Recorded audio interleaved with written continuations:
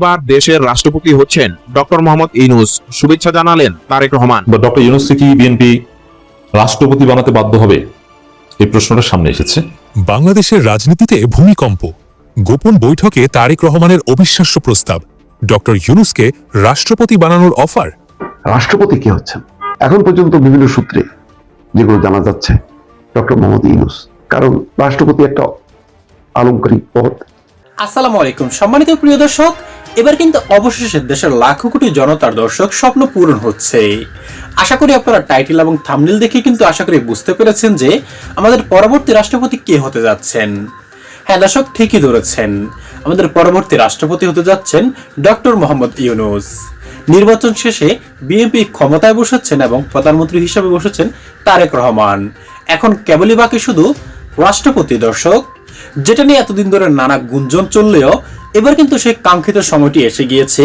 রাষ্ট্রপতি কে হবেন সেটা কিন্তু ইতিমধ্যে সিলেকশন হয়ে গেছে, তবে এখনো কিন্তু পাবলিকলি সেটা আসেনি। গোপন সূত্রে জানা গিয়েছে দর্শক, ডক্টর মোহাম্মদ ইউনূস হচ্ছেন আমাদের পরবর্তী রাষ্ট্রপতি।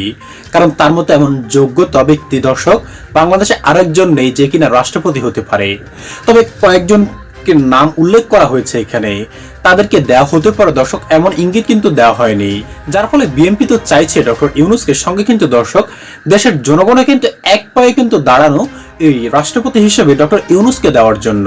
কারণ বর্তমান রাষ্ট্রপতি শাহাবুদ্দিন চুপ্পুকে সরানো এখন কেবলই শুধু সময়ের অপেক্ষা মাত্র, আর তারপরে কিন্তু ঘোষণা করা হবে আমাদের নতুন রাষ্ট্রপতির নাম। তবে কত তারিখে রাষ্ট্রপতির নামটি ঘোষণা করা হতে পারে এবং ডক্টর মোহাম্মদ ইউনূসকে রাষ্ট্রপতি বানানোর কি কি ইঙ্গিত দেওয়া হয়েছে সেটার বিস্তারিত নিয়ে কিন্তু দর্শক আমরা খুবই গুরুত্বপূর্ণ একটি রিপোর্ট আপনাদের জন্য সাজিয়েছি, যেটা কিন্তু এখনই আপনাদের আমরা দেখাবো।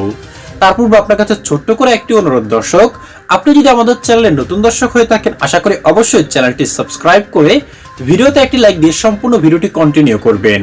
তবেই কিন্তু এই গুরুত্বপূর্ণ নিউজটির বিস্তারিত আপনি একেবারে ভালো করে বুঝতে পারবেন। তাই চলুন সম্মানিত প্রিয় দর্শক, কথা বাড়িয়ে আপনার মূল্যবান সময়টুকু এখানে নষ্ট না করে আগে আপনাকে সেই গুরুত্বপূর্ণ রিপোর্টটি দেখিয়ে নিয়ে আসি, তারপর আরো বিস্তারিত কথা বলবে নিয়ে। বাংলাদেশের রাজনীতিতে ভূমিকম্প।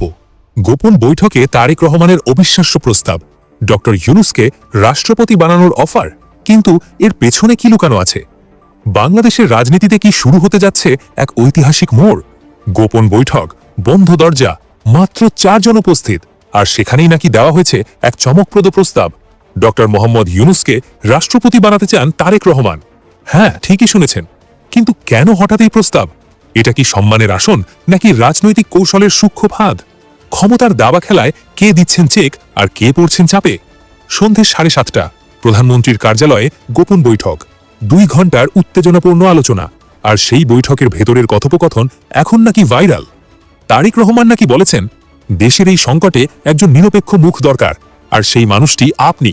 কিন্তু প্রশ্ন হলো, এটা কি সত্যি দেশের স্বার্থে নেওয়া সিদ্ধান্ত নাকি নিজের সরকারের বৈধতা বাঁচানোর এক কৌশলী চাল?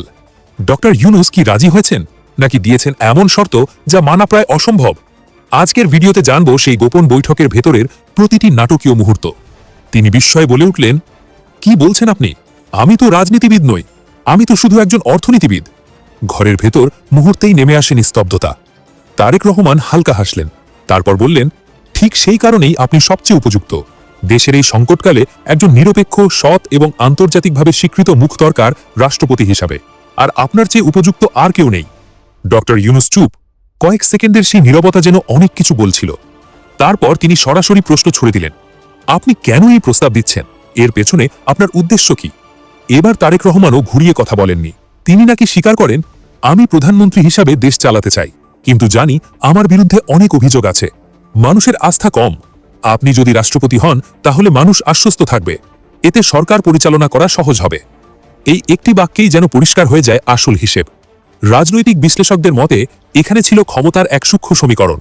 ডক্টর ইউনূসের জনপ্রিয়তা যোগ আন্তর্জাতিক গ্রহণযোগ্যতা সমান সরকারের বৈধতার আবরণ। কিন্তু ডক্টর ইউনূস কি এত সহজে রাজি হবেন? তিনি শান্ত গলায় বললেন, প্রস্তাব শুনে ভালো লাগলো, কিন্তু আমি এমনি এমনি রাষ্ট্রপতি হতে পারি না, আমার কিছু শর্ত আছে। তারেক রহমান ঝুঁকে পড়লেন সামনে। কি শর্ত? ডক্টর ইউনূস এবার দিলেন প্রথম ধাক্কা।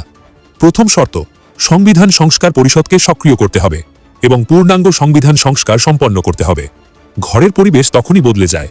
ডক্টর ইউনূস থামলেন না, তিনি বললেন, দ্বিতীয় শর্ত, ভোট গণনায় যেসব অনিয়মের অভিযোগ উঠেছে তার নিরপেক্ষ তদন্ত করতে হবে। বা ডক্টর ইউনূসকে কি বিএনপি রাষ্ট্রপতি বানাতে বাধ্য হবে, এই প্রশ্নটা সামনে এসেছে। এই প্রশ্ন বা এই আলোচনা অত্যন্ত তাৎপর্যপূর্ণ। এর ভিত্তি ইত্তেফাকের একটা খবর, ডক্টর ইউনূস ও নজরুল ইসলাম খান সহ রাষ্ট্রপতি পদে আলোচনায় আছেন যারা, এর মানে বিএনপি কাকে রাষ্ট্রপতি বানাবে? চুপ্পু একটা পর্যায়ে থাকবে না। চুপ্পু নিজেই বলেছেন নির্বাচনের পর তিনি পদত্যাগ করবেন। চুপ্পুর মেয়াদ আছে, কিন্তু মেয়াদের আগেই তাকে সরিয়ে দেওয়া হতে পারে অথবা তিনি চলে যেতে পারেন। এটা স্বাভাবিক যে বিএনপি সবকিছু দখল করেছে, এখন বিএনপির স্বার্থ হাসিল হয়েছে, এখন আর চুপ্পুকে রাখবে কেন? অসম্ভব। চুপ্পু যাক বা না যাক, চুপ্পুকে বিএনপি এবার সরাবে। এতদিন বিএনপির স্বার্থে সরানো হয়নি, কিন্তু এখন বিএনপির স্বার্থেই তারা চুপ্পুকে সরিয়ে দিবে। নতুন রাষ্ট্রপতি এটা অনিবার্য। কাকে বানাবে? নজরুল ইসলাম খানকে নমিনেশন দেয়নি, এমপি বানায়নি, তাকে রাষ্ট্রপতি বানানো অত্যন্ত সিনিয়র একজন নেতা হতে পারে। মঈন খান, তাকেও হতে পারে। ইত্তেফাকের এই রিপোর্টে ডক্টর ইউনূসের নাম এসেছে। That is very interesting. এখানে কিছু পয়েন্ট আছে। দেখেন, এটা তারা রাষ্ট্রপতি বানাবে কি বানাবে না তার চাইতে আমার আলোচনাটা বরং বানানো উচিত কি অনুচিত। দেখেন যে অবস্থা, ইউনূস সরকার অনেক সংস্কার করে গিয়েছে। জুলাই সনদটাকে যেভাবে আনডিসাইডেড রেখে গিয়েছে এবং বাংলাদেশের যে রাজনৈতিক কালচার, কথায় কথায় জেনজি যেভাবে আন্দোলন করে এবং দেশের যে অর্থনৈতিক অবস্থা, কূটনৈতিক চ্যালেঞ্জ এবং যে বিভাজন, এতে ঐক্যবদ্ধ হওয়া ছাড়া, ঐক্যবদ্ধ জাতি ছাড়া আসলে এই দেশ চালানো সম্ভব নয়।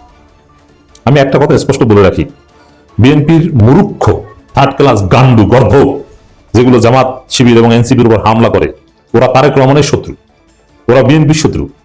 ওরা চায় যে বিএনপি সরকারটা ফল করুক, ওরা পালাক। ওরা জানে না যে এই দেশটার যে অবস্থা, এই দেশটা যদি চালাতে হয়, যদি ফাংশনাল করতে হয়, তাহলে জামাত এনসিপি বিরোধী দলের সহযোগিতা নিয়েই করতে হবে। ঐক্যবদ্ধভাবে সবাই চলতে হবে, নইলে দেশ চলবে না, সরকার টিকবে না। তখন মিলিটারি শাসন এসে যাবে। যখন দেখবেন যে দেশে ভয়াবহ মানবাধিকার লঙ্ঘন হচ্ছে, তখন মানুষ বলবে যে আর্মি চাই। তো এই জন্য দেশ যদি চালাতে হয়, তাহলে জামাত এনসিপির সহায়তা নিয়ে সবাই ঐক্যবদ্ধভাবে চালাতে হবে। এর কোনো বিকল্প নাই। ঐক্যবদ্ধ হওয়া ছাড়া দেশ চালাতে পারবে না। আবার জুলাই সনদ থেকে শুরু করে নানা সংস্কারের মধ্য দিয়ে দেখেন, বিএনপি তালবাহানা করবে, সংস্কার করতে চাইবে অমুক। তো আরে ভাই, তারেক রহমান তো বলেছে যে জুলাই সনদ যেটা সাইন করেছে তারা ওই অনুযায়ী করবে। আবার বিরোধী দল আছে না, তারা কি উল্টোপাল্টা মেনে নেবে? নেবে না। দেশ উত্তাল হয়ে যাবে। জুলাই সনদ বাস্তবায়ন করতে, এই যে সংবিধান সংস্কার, এটা তো মাস্ট। জুলাই সনদ থেকে শুরু করে সার্বিক ডক্টর ইউনূস যে ফাঁদ অলরেডি তৈরি করেছেন, বা যেখানে বিএনপি সরকার আটকাল, এবং আরো যদি ইন্টারন্যাশনাল বাইলেটারাল মাল্টিল্যাটারাল এগ্রিমেন্টের কথা যদি বলি, যুক্তরাষ্ট্রের সাথে নানান চুক্তি, দেশের কাঠামোগত যে পরিবর্তন যতটুকু করেছেন, তাতে বিরোধী দলের সাথে ঐক্য ছাড়া দেশ চালানো সম্ভব নয়। এখন সেই ঐক্যের বিষয়টা ধরে রাখা এবং সুন্দরভাবে সামনের দিকে এগিয়ে নিয়ে যাওয়া, এটা কি এককভাবে বিএনপির পক্ষে সম্ভব?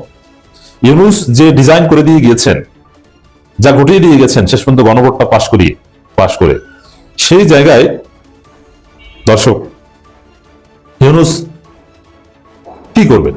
মানে বিএনপি কি করবে? কিভাবে কি করবে? আসলে কি ফাংশন হতে পারবে? It's very tough. তবে ইউনূসকে যদি রাষ্ট্রপতি পদে জামাত, বিএনপি, এনসিপি সবাই মিলে অনুরোধ করে রেখে দিতে পারে, ইউনূসের আগ্রহ নাই, কিন্তু যেহেতু তার সক্ষমতা আছে এবং তিনি সক্ষমতা দেখিয়েছেন, শেষ পর্যন্ত ব্যর্থতা থাকলেও ওভারঅল এই ব্যর্থতার মধ্যেও তিনি সফল, কিছু ব্যর্থতা বাদ দিলে। এই জন্য ঐক্যবদ্ধ জাতি ধরে রাখার জন্য রাষ্ট্রপতিকে যথেষ্ট ক্ষমতা দিয়ে যদি ইউনূসকে রাষ্ট্রপতি করে রাখা যায়, এটা বিএনপির জন্য কল্যাণকর হবে এবং দেশকে সুন্দরভাবে চালানো যাবে এবং বাংলাদেশের মানুষের যে স্বপ্ন, প্রত্যাশা, আশা, আকাঙ্ক্ষা, এটা বাস্তবায়ন করা যাবে। তবে ইউনূস যে ফাঁদ বা সংস্কার, এটা এই ফাঁদই ভালোর ফাঁদ। মানে তুমি চাইলেও ফেসিস্ট করতে পারো না, ফেসিস্ট হলেই তোমার পা আটকে পড়বে ফাঁদে। এই ফাঁদের কথা বলছি। তারপরে জনগণ তোমাকে পিটাবে, ফেসিস্ট হবা, ফেসিজম একদম ছুটাই দেবে জনগণ। এই ফাঁদ ইউনূস রেখে গিয়েছেন। তো এই জন্য দেশটাকে চালাতে হলে ইউনূসকে যদি রাষ্ট্রপতি বানানো হয়, সবাই মিলেমিশে অনুরোধ করে তাকে রাখে এবং পর্যাপ্ত ক্ষমতা দিয়ে, তাহলে আমাদের দেশে স্থিতিশীলতা থাকবে এবং আমরা গণতন্ত্রের স্বাদ পাবো, একটা সুন্দর শাসন পাবো। যেহেতু বিএনপির তালিকায় তিনি আছেন, দ্যাট উড বি বেটার, নিঃসন্দেহে বেটার অপশন হবে। এবং ইউনূস হবেন ঐক্যের প্রতীক। ব্রিটেনে উন্নত দেশে যেরকম দেখেছেন, এবং ইউনূস থাকলে আওয়ামী লীগ আসতে পারবে না। উন্নত দেশে যেরকম আপনারা দেখেছেন যে রাজা থাকে ঐক্যের প্রতীক, যাকে ঘিরে বিরোধী দল, সরকারি দল সবাই ঐক্যবদ্ধ, এবং তাদের মধ্যে আপনি যদি যুক্তরাজ্যে যান, গ্রেট ব্রিটেনে কোনো ভেদাভেদ হানাহানি নেই, কত সুন্দর একটা সভ্য রাষ্ট্র। তো এরকম ইউনূস হবেন তখন ঐক্যের প্রতীক। এটা একটা মহা সুযোগ, এটা করা উচিত। এমনকি আমার তো মনে হয় যে দেশ সুন্দরভাবে চালাতে হলে তাকে রাষ্ট্রপতি বানাতে বাধ্য হয়েছে, আর কোনো উপায় নেই। তাহলে তারেক রহমান ডিজাস্টার ঘটাতে পারেন। কারণ দেশের অবস্থা ভালো মনে হচ্ছে না, দেখি কি হয়। এবং যদি এটা করা হয় তাহলে এই ইউনূস সরকারের লোকজনকে পালাতেও হবে না। আর যদি পুরনো বন্দোবস্তে চলে তাহলে ইউনূস সরকারের সবাইকে পালাতে হবে, বিএনপি আবার ফিস্টে উঠবে, কিন্তু সেখানে যাওয়া সম্ভব নয়, কারণ জামাত এনসিপি সক্রিয় আছে। প্রায় 2 যুগ পর নিরঙ্কুশ সংখ্যাগরিষ্ঠতা নিয়ে সরকার গঠন করতে যাচ্ছে বাংলাদেশ জাতীয়তাবাদী দল বিএনপি। দলের গুরুত্বপূর্ণ ও জ্যেষ্ঠ নেতাদের প্রায় সবাই নির্বাচন জয়ী হয়েছে। বিএনপি চেয়ারপারসন তারেক রহমান প্রধানমন্ত্রী হবেন, এই বিষয়ে দলের পক্ষ থেকে আগে স্পষ্ট ঘোষণা করা হয়েছে। এদিকে রাষ্ট্রপতি পদ নিয়ে আলোচনা শুরু হয়েছে। একই সঙ্গে নতুন মন্ত্রিসভার খসড়া চূড়ান্ত পর্যায়ে নিয়ে যাওয়ার প্রস্তুতি চলছে। দলীয় সূত্র জানিয়েছে, অভিজ্ঞ রাজনৈতিক ও তরুণ নেতৃত্বের সমন্বয়ে নির্বাচিত ব্যক্তিদের অন্তর্ভুক্ত করে ভারসাম্যপূর্ণ মন্ত্রিসভা গঠনের পরিকল্পনা চলছে। দলটির 3 প্রবীণ নেতা ও অরাজনৈতিক একজন এ পদের জন্য আলোচনা রয়েছে। দলীয় সূত্র জানাতে বিএনপি স্থায়ী কমিটির সদস্য নজরুল ইসলাম খানের অন্তর্বর্তীকালীন সরকারের প্রধান ডক্টর মোহাম্মদ ইউনূস রাষ্ট্রপতি পদে সবচেয়ে বেশি আলোচনা রয়েছে।